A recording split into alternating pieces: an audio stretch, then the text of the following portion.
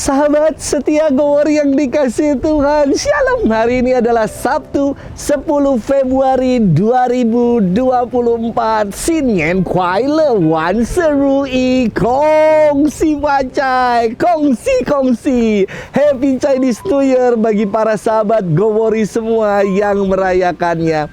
Tahun ini adalah tahun naga kayu. Naga menjadi simbol kepemimpinan, kekuatan dan kesuksesan. Kita berharap semoga tahun ini bangsa kita semakin kuat, semakin sejahtera, karena pemimpin yang terpilih adalah pemimpin yang bijak dan mengayomi rakyat. Amin. Dan semoga keluarga-keluarga selalu dilimpahi dengan keharmonisan, keberkahan dan kesejahteraan. Hari ini kita merayakan peringatan wajib Santa Scholastica Perawan. Ada seorang penyanyi yang menyanyikan lagu Aku Masih Bisa. Namanya adalah Citra Scholastica, mengambil nama pelindung perempuan kudus yang kita peringati hari ini. Scholastica adalah adik kandung dari Santo Benedictus Abbas, pendiri Ordo Benediktin. Sejak kecil Scholastica bercita-cita untuk menjadi seorang biarawati dan memberikan hidupnya secara total kepada Allah. Setelah menjadi seorang biarawati, ia mendirikan biaranya berdekatan dengan biara Monte Cassino. Kedua kakak beradik ini saling meneguhkan, saling kunjung mengunjungi. Menjelang ajalnya, Scholastica membujuk agar kakaknya Benedictus menemaninya sambil menceritakan kehidupan orang-orang kudus yang sudah meninggal. Dan Scholastica meninggal di hadapan Benedictus kakaknya. Jenazahnya dimakamkan di biara Monte Cassino. Kematian Scholastica menjadi kesedihan yang sangat mendalam bagi para biarawan dan biarawati di Monte Cassino. Maka Benedictus menghibur mereka dengan berkata, jangan menangis dan sedih. Yesus telah memanggil Scholastica dari tengah-tengah kita, supaya ia menjadi pendahulu dan pelindung kita yang masih mengembara dan berziarah di dunia ini. Scholastica wafat pada tahun 543. Hari ini kita akan bersama-sama merenungkan firman Tuhan yang diambil dari Injil Markus 8 ayat 1 sampai dengan 10. Mari kita siapkan hati kita. Haleluya, haleluya, haleluya, haleluya. Manusia hidup bukan saja dari makanan, melainkan juga dari setiap sabda Allah. Haleluya, haleluya, haleluya, haleluya. Tuhan bersamamu dan bersama rohmu. Inilah Injil suci menurut Markus, dimuliakanlah Tuhan.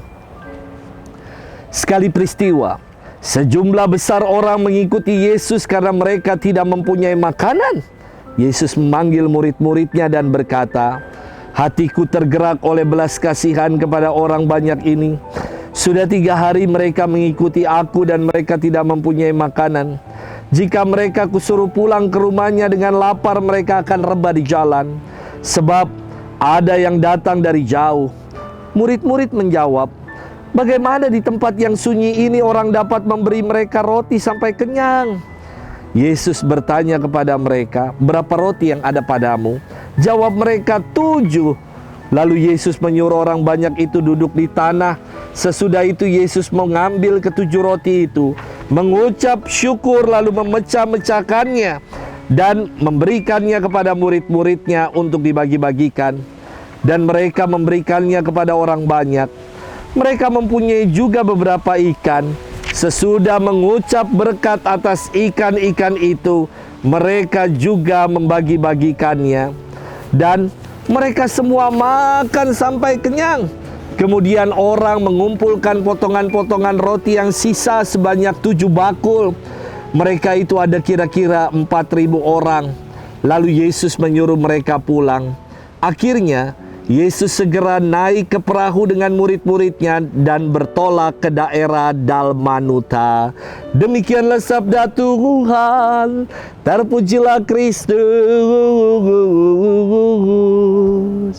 Sahabat setia Gowor yang dikasihi Tuhan, Shalom, kongsi baca. Banyak sekali tradisi-tradisi di seputaran perayaan Imlek.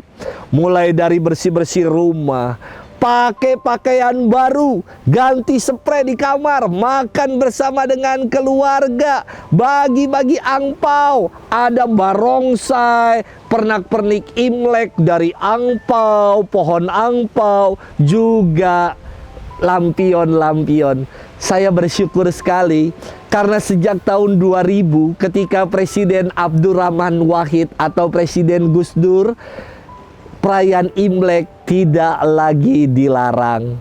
Kini kita bisa menyaksikan atraksi barongsai. Kini dengan santai kita bisa pakai pakaian congsam dan merayakan Imlek dengan leluasa. Buat saya, Imlek itu bukan perayaan agama tertentu.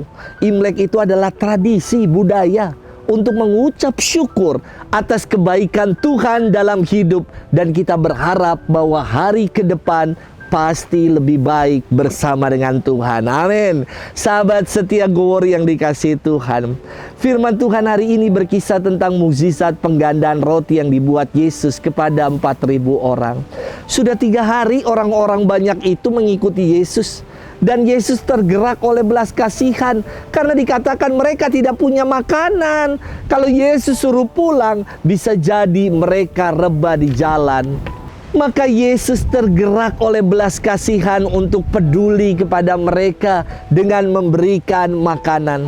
Namun Yesus nggak punya banyak, dia hanya punya 7 roti dan beberapa ikan saja. Sedangkan yang mengikuti adalah ribuan orang. Mana mungkin dari 7 roti dan beberapa ikan saja dapat membuat orang menjadi kenyang. Inilah logika matematis kita yang berbeda dengan pemikiran Tuhan. Yesus mengambil roti yang hanya 7 itu dan mengambil beberapa ikan yang tidak seberapa itu. Kemudian ia mengucap syukur. Ia pecah-pecahkan roti itu, juga ikan itu ia potong-potong untuk dibagikan kepada orang banyak. Dan mukjizat terjadi. Mereka semua dikisahkan makan sampai kenyang. Bahkan sisa-sisa potongan roti-roti dikumpulkan sebanyak 7 bakul penuh. Padahal yang makan ada kira-kira 4.000 orang. Sungguh mukjizat terjadi ketika orang mau berbagi. Sahabat setia Gowor yang dikasihi Tuhan, syarat untuk berbagi bukan karena kita berkelimpahan. Bahkan dari kekurangan, dari sesuatu yang kecil kita dapat berbagi. Jadi, jangan tunggu nanti ketika sudah kaya dulu baru mau bantu orang. Atau kita nanti tunggu banyak duit dulu baru mau bantu, baru mau sumbang, baru mau donasi ke sana kemari. Jangan tunggu seperti itu. Walau tidak banyak, tetapi walaupun tidak banyak dan kita masih membutuhkan, tetapi kita tetap bisa berbagi. Dan mukjizat senantiasa terjadi ketika kita mau berbagi. Saya kira inilah juga makna angpau di dalam perayaan Imlek. Bukan soal nominal yang ada di dalam amplop, tetapi berbagi kasih, berbagi kebaikan. Inilah yang mau ditularkan satu sama lain. Kongsi-kongsi, Tuhan memberkati kita. Dalam nama Bapa dan Putra dan Roh Kudus. Amin.